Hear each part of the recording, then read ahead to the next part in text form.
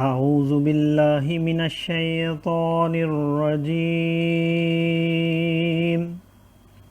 میں پناہ مانگتا ہوں اللہ کی شیطان مردود سے۔ فرح المخلفون بمقعدهم خلاف رسول الله وكرهوا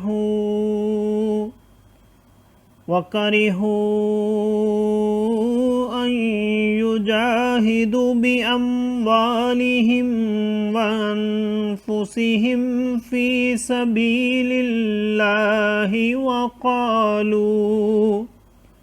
وقالوا لا تنفروا في الحر قل نار جهنم أشد حرا لو كانوا يفقهون فليضحكوا قليلا وليبكوا كثيرا جزاء بما كانوا يكسبون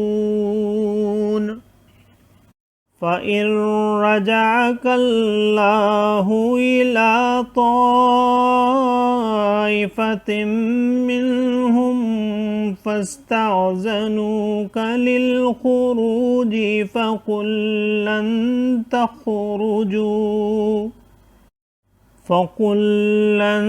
تخرجوا معي أبدا ولن تقاتلوا معي عدوا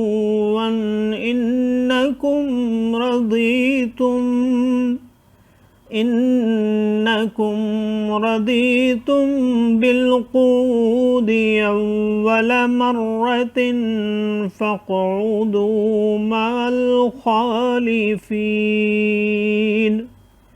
ولا تصل على أحد منهم مات أبدا ولا تقم على قبره إنهم كفروا بالله ورسوله وماتوا وهم فاسقون ولا تعجبك أموالهم وأولادهم إنما يريد الله أن يعذبهم بها في الدنيا وتزهق أنفسهم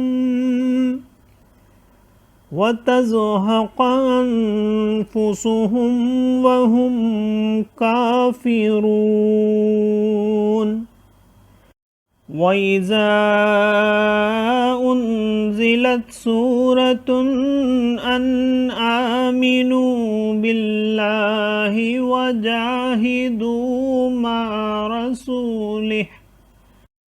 وجاهدوا مع رسوله استأذنك أولو الطول منهم وقالوا ذرنا نكن مع القاعدين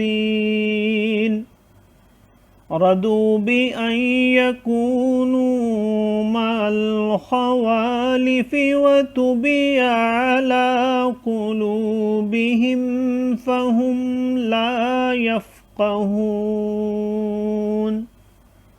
لكن الرسول والذين آمنوا معه جاهدوا بأموالهم وأنفسهم وأولئك لهم الخيرات وأولئك هم المفلحون أعد الله لهم جنات تجري من تحتها الأنهار من تحتها الأنهار خالدين فيها ذلك الفوز العظیم۔ صدق اللہ العظیم۔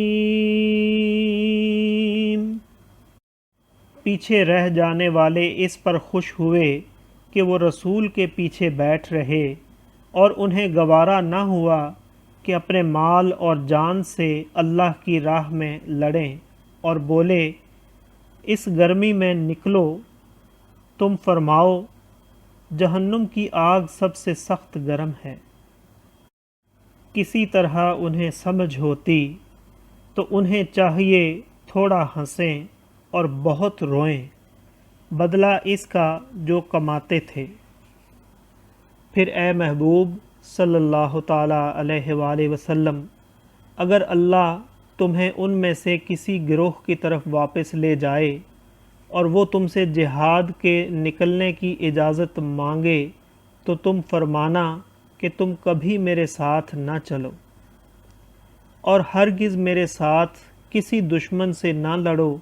تم نے پہلی دفعہ بیٹھ رہنا پسند کیا تو بیٹھ رہو پیچھے رہ جانے والوں کے ساتھ، اور ان میں سے کسی کی میت پر کبھی نماز نہ پڑھنا اور نہ اس کی قبر پر کھڑے ہونا، بے شک وہ اللہ اور رسول سے منکر ہوئے اور فسق ہی میں مر گئے۔ اور ان کے مال یا اولاد پر تعجب نہ کرنا، اللہ یہی چاہتا ہے کہ اس سے دنیا میں ان پر وبال کرے اور کفر ہی پر ان کا دم نکل جائے۔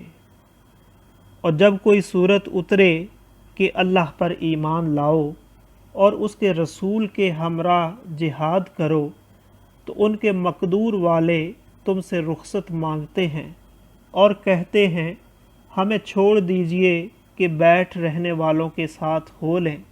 انہیں پسند آیا کہ پیچھے رہنے والی عورتوں کے ساتھ ہو جائیں، اور ان کے دلوں پر مہر کر دی گئی تو وہ کچھ نہیں سمجھتے۔ لیکن رسول اور جو ان کے ساتھ ایمان لائے، انہوں نے اپنے مالوں جانوں سے جہاد کیا، اور انہی کے لیے بھلائیاں ہیں، اور یہی مراد کو پہنچے۔ اللہ نے ان کے لیے تیار کر رکھی ہیں بہشتیں جن کے نیچے نہریں رواں، ہمیشہ ان میں رہیں گے، یہی بڑی مراد ملنی ہے۔ صدق اللہ العظیم۔ معزز سامعین اور حاضرین، آج ہم نے سورہ توبہ کی آیت نمبر 81 سے آیت نمبر 89 تک کی تلاوت کی اور ترجمہ پیش کیا۔ اللہ تعالیٰ قبول و منظور فرمائے۔ اللہ تعالیٰ میں قرآن پاک کو پڑھنے، سننے، سمجھنے اور اس کے احکامات اور تعلیمات پر عمل کی توفیق عطا فرمائے۔ دوران تلاوت اور ترجمہ اگر کوئی غلطی رہ گئی ہو تو اللہ تعالیٰ میں معاف فرمائے۔ آمین۔ جزاک اللہ۔